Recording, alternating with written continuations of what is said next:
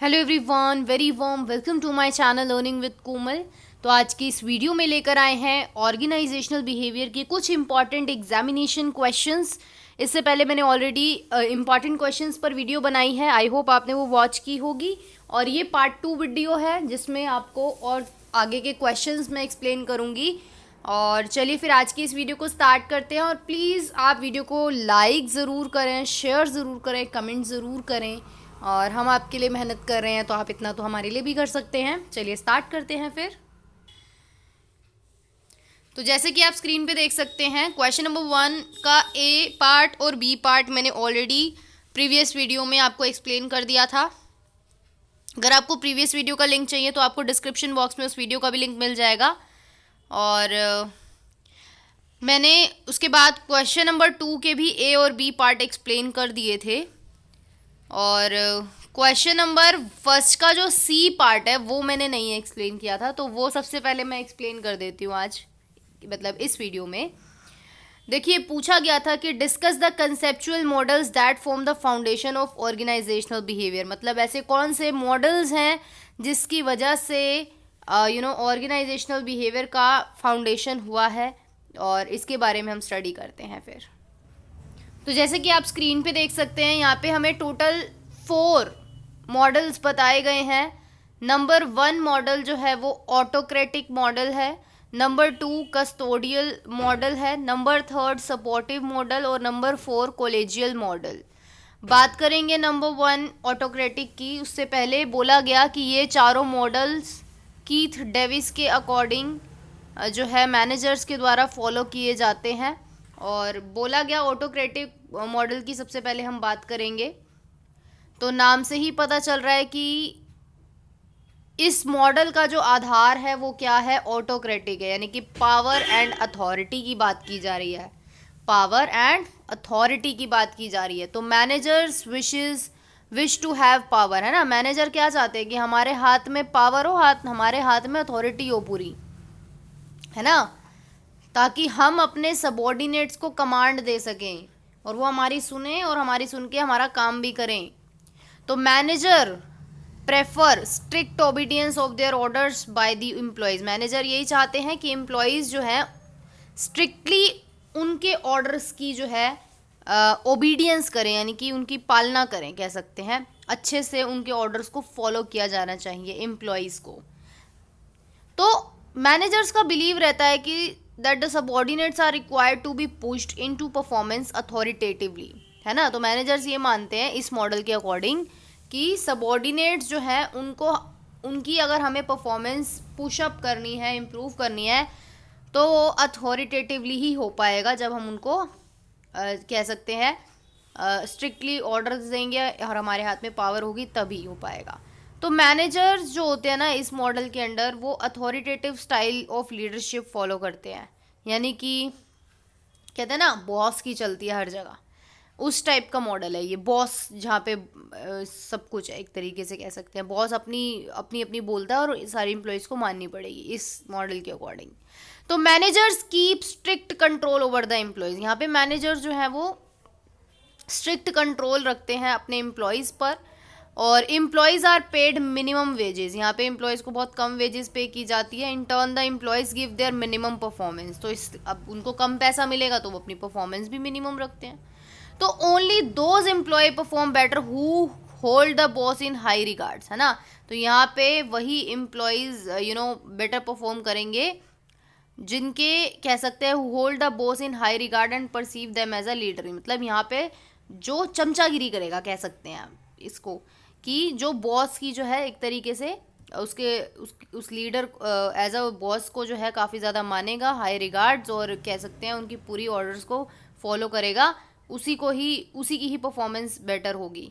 तो अब in order to get the work done a manager may use threat. यहाँ पे अब मैनेजर को अपना काम करवाना है तो मैनेजर जो है थ्रेट दे सकता है, फियर ऑफ पनिशमेंट दे सकता है ना एम्प्लॉयज़ को। थ्रेट क्या हो सकते हैं कि भाई आपकी सैलरी कट जाएगी, है ना, और पनिशमेंट के तौर पे उनको ओवर टाइम करना पड़ सकता है। तो such a model may be use in situation where employees are highly incompetent, lazy, unskilled and slow. तो यहाँ पे मतलब ऐसे एम्प्लॉयज़ जहाँ वो इनकम्पिटेंट हैं, वो लेज़ी हैं, आलसी हैं, उनके अंदर स्किल्स नहीं है, वो स्लो है काफ़ी, तो ऐसी सिचुएशन में ऑटोक्रेटिक मॉडल यूज़ किया जा सकता है।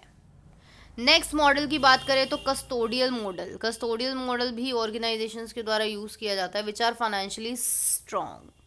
कहने का ये मतलब है कि ऐसे ऑर्गेनाइजेशन जो फाइनेंशियली स्ट्रॉन्ग है, यानी कि जिनके पास पैसों की कोई दिक्कत नहीं, परेशानी नहीं, कुछ नहीं, तो मैनेजमेंट प्रोवाइड रीजनेबल पे, तो यहाँ पे मैनेजमेंट अच्छा खासा पैसा देता है एम्प्लॉयज़ को, बेनिफिट्स भी प्रोवाइड कराता है, जिसकी वजह से कोऑपरेशन होता है एम्प्लॉयज़ के द्वारा, और उनकी जो फिजियोलॉजिकल और सिक्योरिटी नीड्स है वो भी पूरी हो जाती है।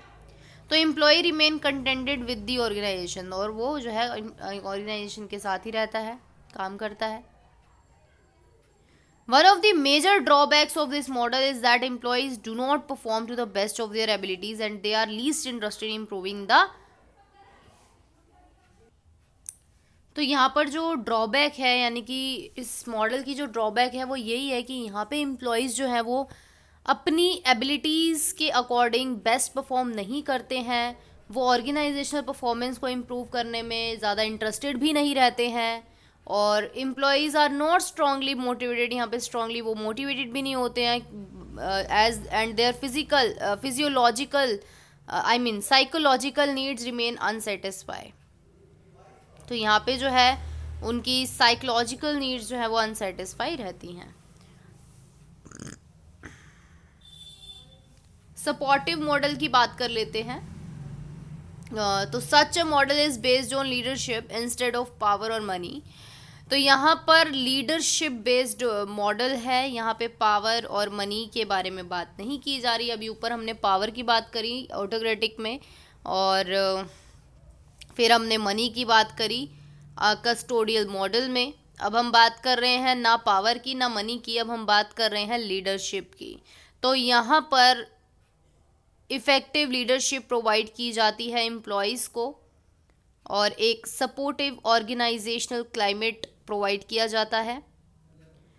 This model is based on the believe that worker will perform to the best of their ability. तो यहाँ पर ये जो मॉडल है वो इसी बिलीव पर बेस्ड है कि यहाँ पे वर्कर्स जो है वो अपनी एबिलिटी के अकॉर्डिंग बेस्ट परफॉर्म करेंगे, अगर मैनेजमेंट उनको प्रॉपर एडिक्वेट अपॉर्चुनिटीज़ प्रोवाइड कराएगा तो यहाँ पे मैनेजमेंट यही ट्राई करता है कि वो अपने एम्प्लॉयज़ की परफॉर्मेंस को इम्प्रूव कर पाएँ by allowing them to participate in decision making. तो यहाँ पे हम एम्प्लॉयज़ की सलाह लेते हैं, उनको डिसीजन मेकिंग में इन्वॉल्व करते हैं।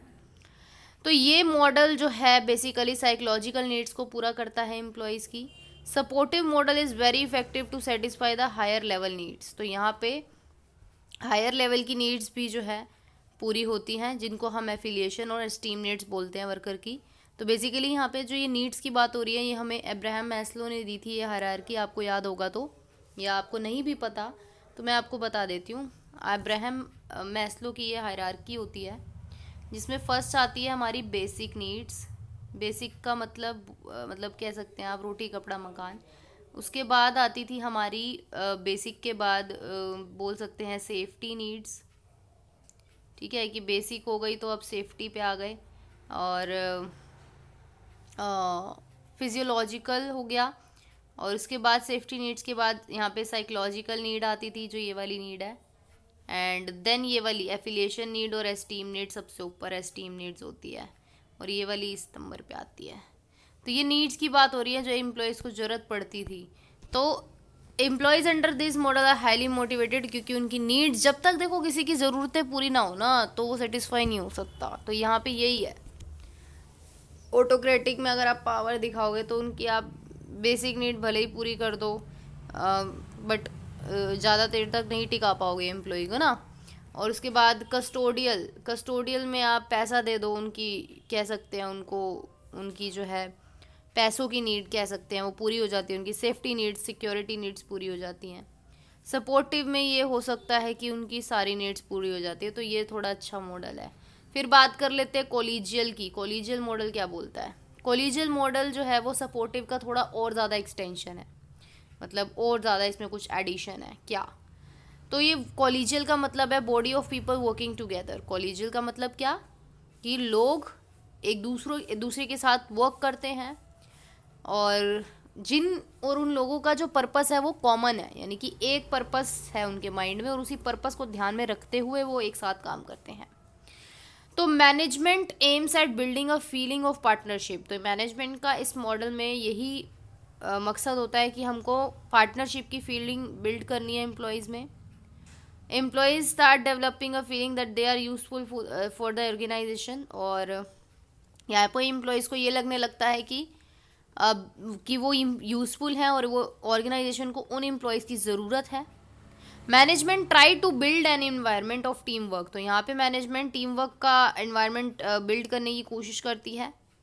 Perform the role of joint contributor instead of boss. तो यहाँ पे जॉइंट कंट्रीब्यूटर का रोल परफॉर्म होता है बजाय कि बॉस का। मतलब जॉइंट कंट्रीब्यूटर का मतलब क्या, कि मालिक हो चाहे आप एम्प्लॉय हो, हम जॉइंटली कंट्रीब्यूशन दे रहे हैं इस ऑर्गेनाइजेशन में।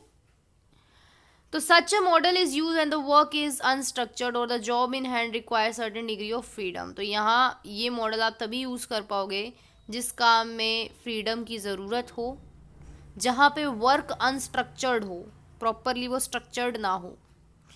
इस मॉडल का एम होता है कि एम्प्लॉयज़ में हमें कैपेबिलिटीज़ डेवलप करनी है, उनके सेल्फ एक्चुअलाइजेशन नीड्स को हमें सेटिस्फाई करना है। तो यहाँ पे एम्प्लॉयज़ की परफॉर्मेंस को इम्प्रूव किया जाता है और वो डिसिप्लिन्ड बनते हैं। Management on the other hand में क्रिएटेड्स पॉजिटिव इमेज। तो यहाँ पे दूसरी ओर बात करें तो मैनेजमेंट पॉजिटिव इमेज क्रिएट करता है इस मॉडल को यूज़ करने के द्वारा। अब देखिए कुछ कंपैरेटिव एनालिसिस किया गया है।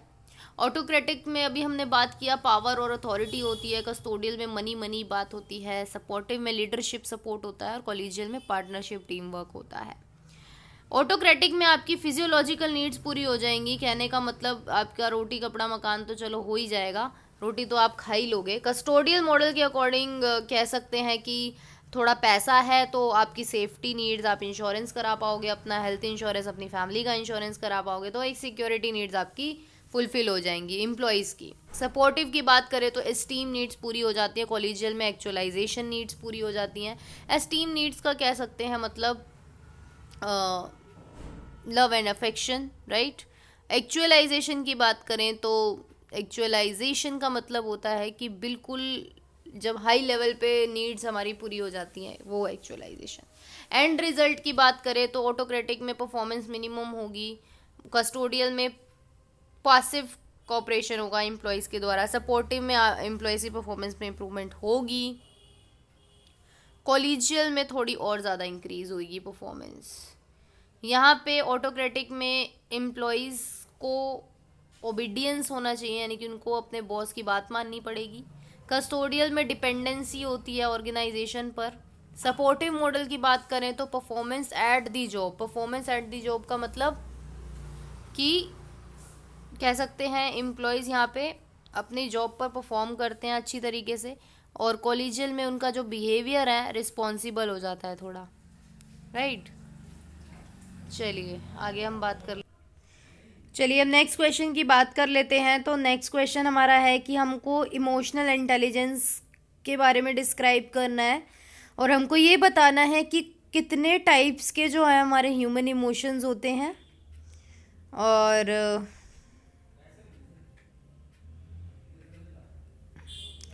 उसके बाद क्वेश्चन, चलिए पहले इसके बारे में बात करते हैं फिर नेक्स्ट क्वेश्चन पे चलते हैं। चलिए फिर बात कर लेते हैं इमोशनल इंटेलिजेंस की। तो बोला गया emotional intelligence refers to the ability involving traits and social skills that facilitate interpersonal behaviour. देखो ये ना इमोशनल इंटेलिजेंस है क्या, कि मान लो आपको किसी बात पे ना बड़ा गुस्सा आ गया, तो एक ह्यूमन कैसे रिएक्ट करता है उस सिचुएशन पे, है ना। इमोशनल इंटेलिजेंस, उसको सोच समझ के रिएक्ट करना चाहिए कि वो कहाँ खड़ा है, किसके सामने खड़ा है, कैसा उसका बिहेवियर होना चाहिए। कुछ इस टाइप का ही है ये क्वेश्चन। इमोशनल इंटेलिजेंस का मतलब एबिलिटी इन्वॉल्विंग ट्रेट्स की योग्यता, जिसमें हमारे ट्रेड्स इन्वॉल्व होते हैं, हमारे गुण, हमारी क्वालिटीज़ इन्वॉल्व होती हैं, हमारी सोशल स्किल्स इन्वॉल्व होती हैं कि हम सोसाइटी के साथ कैसा बिहेव रखते हैं उसके सामने हम कैसा बिहेव करते हैं। और इमोशनल इंटेलिजेंस कह सकते हैं हेल्प करता है हमारे इंटरपर्सनल बिहेवियर में। ये फोकस करता है सेल्फ नॉलेज में, सोशल अडेप्टेशन में। इसका मतलब है कि समझना, इंटरप्रेट करना और फिर उसके बाद रिस्पोंड करना। ठीक है। It is associated with evaluation of emotion, कि यहाँ पे हम अपने इमोशंस को इवेल्यूएट करते हैं। हम यहाँ पे पहले चीज़ों को समझना है, उसको अच्छी तरीके से पहले अपने माइंड में समझना है, एंड देन हमें रिएक्ट करना है, देन हमें रिस्पोंड करना है ना। तो एक डेफिनेशन गिवन है इमोशनल इंटेलिजेंस की कि एक सोशल इंटेलिजेंस का सबसेट है जिसमें इन्वॉल्व होती है ability to monitor one's own, अपने आप को देखना है ना, और फिर अपने आप को जानने के बाद, अपने आप को मॉनिटर करने के बाद दूसरों को आंसर करना, feelings, emotions, to discriminate among them and to use this information to guide one's thinking and actions. तो थोड़ा ये ऐसा कॉन्सेप्ट है कुछ इस तरीके का। तो यहाँ पे देखो, इसको थोड़ा समझना पड़ेगा इमोशनल इंटेलिजेंस को ना, एकदम से ही समझ में नहीं आएगा। 4 ब्रांचेस हैं हमारे इमोशनल इंटेलिजेंस की। एक होता है परसीविंग इमोशन, आपने क्या परसीव किया, आपको क्या लगा। द वेरी प्राइमरी स्टेप है ये अंडरस्टैंडिंग का, एनालाइज करने का इमोशंस को। इसमें इन्वॉल्व है वर्बली अंडरस्टैंड करना, एक कहते हैं ना बोल कर, non verbally, even written communication. आप किस तरीके से उन इमोशंस को परसीव करते हो, किस तरीके से उन बातों को अपने अंदर लेते हो, समझते हो। Perceiving emotions. Number 2, reasoning with emotions और यूजिंग इमोशन। तो ये जो स्टेप है ये डील करता है उस इमोशन को यूज़ करने में जिससे आपकी थिंकिंग जो है, आपकी सोच जो है वो ट्रिगर करती है। इमोशन ही तो डिसाइड करता है कि थिंग्स टू विच वी पे आवर अटेंशन, कि हमको कहाँ पे ध्यान देना है, किन किन बातों पर ध्यान देना है। Individual usually respond and react to those thing which grab their attention. आप हमेशा उन्हीं चीज़ों पर कह सकते हो अटेंशन, उन्हीं चीज़ों पर रिएक्ट करते हो, उन्हीं चीज़ों का जवाब देते हो जिन पर आप ध्यान देते हो। अगर आपने उन बातों पर ध्यान ही नहीं दिया तो आप क्या रिएक्ट करोगे, है ना। Number 3, understanding emotions. अब आपको अंडरस्टैंड करना है, समझना है इमोशंस को। इमोशंस जो है वो इन्फॉर्मेशन को कन्वे करते हैं, जानकारी को बताते हैं। Happiness usually indicate a desire to join with other people. अगर आप खुश हो तो ये इंडिकेशन है कि आप जो है खुश हो और आपकी ये इच्छा है कि आप दूसरे लोगों के साथ ज्वाइन करोगे। और एंगर क्या इंडिकेट करता है, अगर आपको गुस्सा आ रहा है तो इसका मतलब आप दूसरों पर अटैक कर सकते हो। तो each emotion conveys on pattern, हर इमोशन अपना एक पैटर्न दिखाता है, पॉसिबल मैसेजेस का, एसोसिएटेड एक्शंस का। अंडरस्टैंडिंग इमोशनल मैसेजेस को अगर हमको समझना है, जो एक्शंस एसोसिएट है उनके साथ, उनको अगर हमें समझना है, तो ये एक सबसे ज़्यादा इम्पॉर्टेंट एस्पेक्ट है हमारे इमोशनल इंटेलिजेंस का। उसके बाद मैनेजिंग इमोशंस। अब आपको अपने इमोशंस को मैनेज करना है, तो इमोशनल इंटेलिजेंस में हम अपने इमोशंस को मैनेज करते हैं। इफ़ेक्टिव मैनेजमेंट जो है इमोशंस का बहुत ज़्यादा इम्पॉर्टेंट होता है। अगर आप एप्रोप्रिएटली ठीक से रिस्पॉन्ड कर रहे हो इमोशंस को, दूसरे लोगों के इमोशंस को, तो ये भी काफ़ी इम्पॉर्टेंट है, ये भी इम्पॉर्टेंट है। Similarly regulating emotion is an associated aspect of emotional intelligence, right. अब 4 ब्रांचेस हैं, दी गई थी ये सॉलोवे एंड मायर्स के द्वारा। तो ये जो मॉडल है इसको एबिलिटी मॉडल भी कहा जाता है इमोशनल इंटेलिजेंस का। और यहाँ पे देखिए आपको 4 तरीके का बताया गया, perceiving emotion, understanding emotion, managing और यूजिंग इमोशन। इस तरीके से आप डायग्राम भी बना देना। चलिए, उसके बाद हमको अलग अलग टाइप के इमोशंस बताए गए। एक बताया गया एंगर मतलब गुस्सा। आईब्रोज आपकी pull down, upper eyelids pulled up, lower eyelids pulled up, इस तरीके से आप एंगर दिखाते हो ना।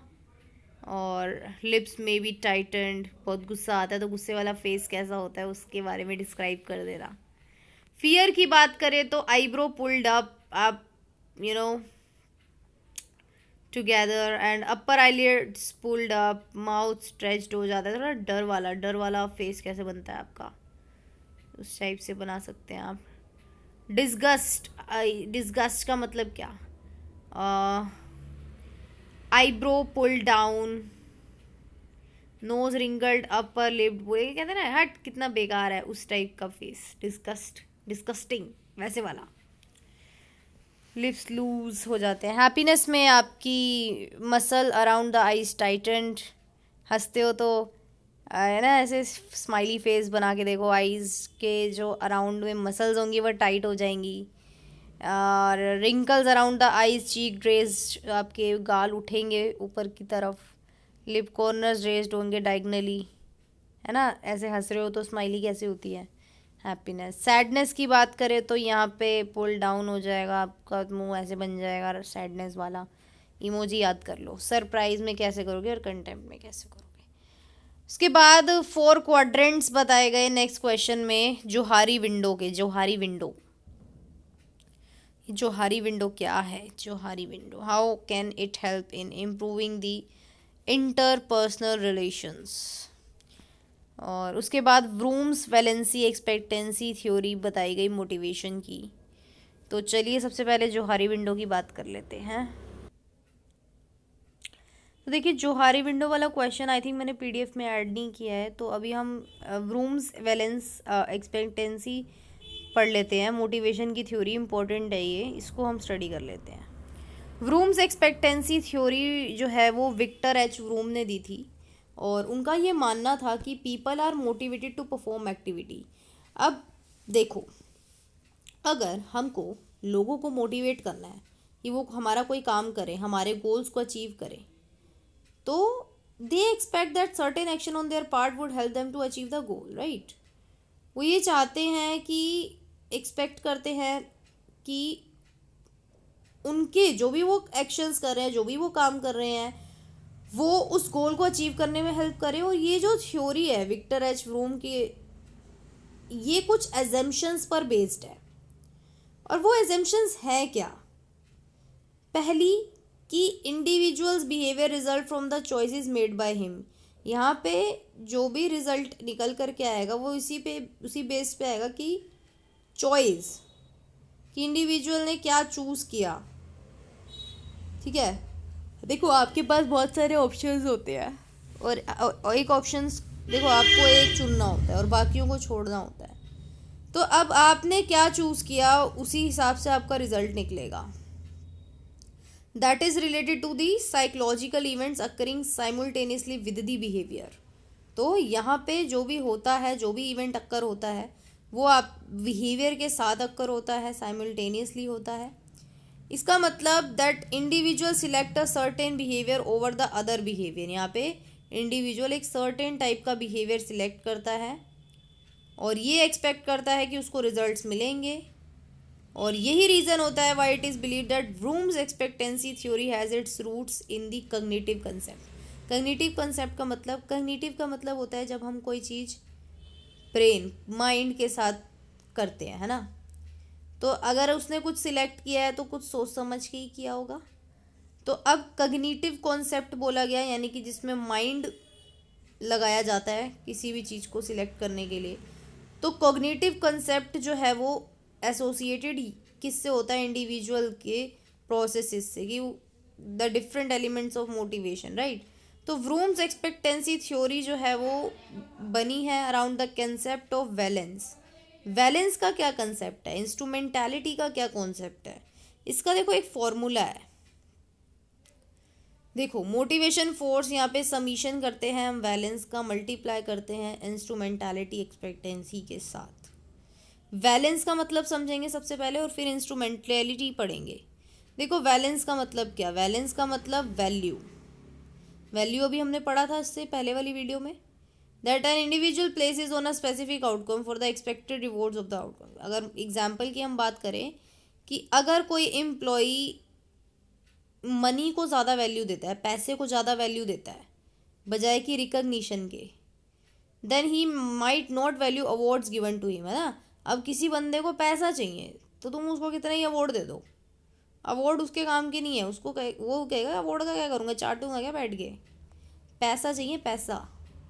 तो इसीलिए if an employee value money, तो अगर वो मनी को ज़्यादा वैल्यू दे रहा है बजाय कि पहचान के, रिकग्निशन के, तो ये इंसेंटिव और पे, राइज इन पे को ही प्रेफर करेगा। वो यही चाहेगा कि मुझे ज़्यादा से ज़्यादा एक इंसेंटिव मिले या ज़्यादा से ज़्यादा मेरी सैलरी बढ़े। तो valence is zero if an individual prefer not attaining outcome to attaining it. मतलब वहाँ पे वैलेंस ज़ीरो हो जाएगा जब इंडिविजुअल जो है वो, एग्जाम्पल दिया गया कि employee agree with the award and recognition given to him. तो कहने का ये मतलब है कि जो भी हमने अब केस पढ़ा, employee agree with the award and recognition given to him, कि यहाँ पे एम्प्लॉई अगर एग्री करता है अवार्ड से, रिकॉग्निशन जो उसको दिया जा रहा है, तो ठीक है, अदरवाइज कोई वैल्यू नहीं है। ठीक है। तो वैलेंस होता है, मोटिवेशन की बात हो रही है, तो वैलेंस मल्टीप्लाई होता है इंस्ट्रूमेंटैलिटी के साथ। इंस्ट्रूमेंटैलिटी क्या है? इंस्ट्रूमेंटैलिटी है it is another input into the valence. क्या मतलब? First level outcome in obtaining the second level outcome. कि एक लेवल हो गया, अब देखो पैसे उसके बढ़ गए, अब वो कुछ और चाहेगा ना, सेकंड लेवल पे चाहेगा मोटिवेशन। एक बार पैसे बढ़ गए तो बॉस बार बार थोड़ी बढ़ाएगा, हर महीने थोड़ी बढ़ाएगा सैलरी, राइट। तो अब उसको और ज़्यादा मोटिवेट करना है तो सेकंड लेवल अपनाना पड़ेगा। ठीक है। For example, employee intended to get promotion, he believe that superior performance is a key to get promotion. तो अब एग्जाम्पल दिया गया कि एम्प्लॉय चाहता है कि उसको प्रमोशन मिले, लेकिन वो बिलीव करता है कि superior performance is a key to get promotion, कि अगर उसको अच्छी परफॉर्मेंस करनी है तभी उसको प्रमोशन मिलेगा, अदरवाइज तो प्रमोशन मिलेगा नहीं। तो इसीलिए पहले उसका फर्स्ट लेवल आउटकम होगा सुपीरियर का, और एवरेज एंड पुअर परफॉर्मेंस से वो ऊपर उठ के सुपीरियर परफॉर्मेंस देगा। सेकंड लेवल उसका क्या है? प्रमोशन पाना। तो ये सब इंस्ट्रूमेंटालिटी होता है। तो प्रमोशन की चाह अगर रखनी है तो बेस्ट परफॉर्म करना ही पड़ेगा। ठीक है। तो एक्सपेक्टेंसी की बात करें तो ये भी एक फैक्टर है जो डिटरमाइन करता है मोटिवेशन को, कि क्या एक्सपेक्टेंसी है, क्या वो एक्सपेक्ट कर रहा है employ. It refers to the probability that a specific action can result in the desired outcome. तो ये इंस्ट्रूमेंटैलिटी से थोड़ा अलग होता है। ये कह सकते हैं फर्स्ट लेवल के एफर्ट से रिलेटेड होता है, बजाय कि इंस्ट्रूमेंटैलिटी जो है वो फर्स्ट और सेकंड लेवल दोनों के आउटकम को देखता है, लेकिन ये जो है फर्स्ट लेवल पे ध्यान देता है। एक्सपेक्टेंसी का मतलब प्रोबेबिलिटी, संभावना, कि अगर कुछ होगा तो उसका क्या निकलेगा परिणाम, उसका क्या आउटकम निकलेगा, ये एक्सपेक्टेंसी होता है। उसके बाद हमारा नेक्स्ट क्वेश्चन आता है, व्हाट इज़ कम्युनिकेशन। कम्युनिकेशन तो आप लिखे होंगे, बड़ा इजी सा होता है। और मैं अगर इसकी फीडबैक की बताऊं, फीडबैक देखो बहुत इंपॉर्टेंट होता है। अगर आप किसी के साथ कम्युनिकेट कर रहे हो, किसी के साथ बातचीत कर रहे हो, ऑर्गेनाइजेशन में अगर कम्युनिकेशन हो रहा है तो फीडबैक बहुत इंपॉर्टेंट होता है। बिना फीडबैक के कम्युनिकेशन का कोई एंड, मतलब कह सकते हैं कि फीडबैक जो है वो लास्ट प्रोसेस होता है, फीडबैक तो चाहिए ही चाहिए। तो ये आप अपनी तरफ से बना के भी या एक बार रीडिंग कर लोगे, ये आ जाएगा, कोई दिक्कत नहीं आएगी इसमें। और आज के लिए सिर्फ इतना ही। वीडियो को प्लीज़ लाइक शेयर कमेंट ज़रूर करें। Thank you so much.